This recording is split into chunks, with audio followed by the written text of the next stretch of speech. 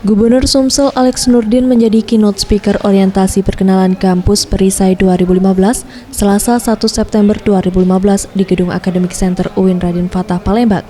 Tak kurang 4.000 mahasiswa baru UIN Raden Fatah Palembang menghadiri kegiatan ini.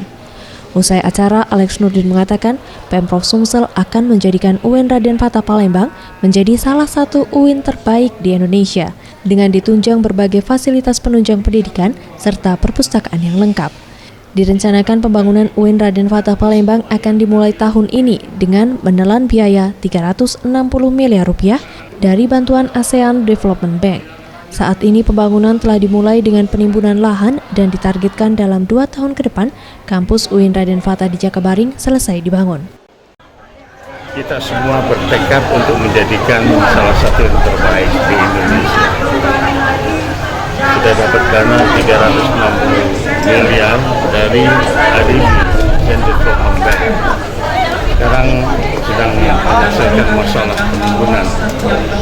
Masih ada beberapa masyarakat kita yang masih di situ dan itu akan diselesaikan secara baik-baik.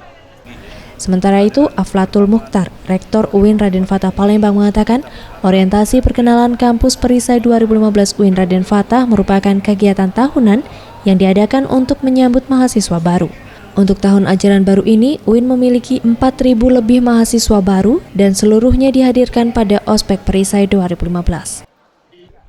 Sangat responsif terhadap perkembangan pertumbuhan mahasiswa yang berorientasi masuk ke UIN Raden Fatah Palembang.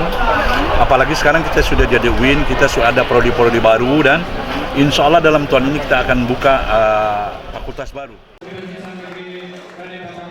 Farel Dwi Satria, Sriwijaya TV.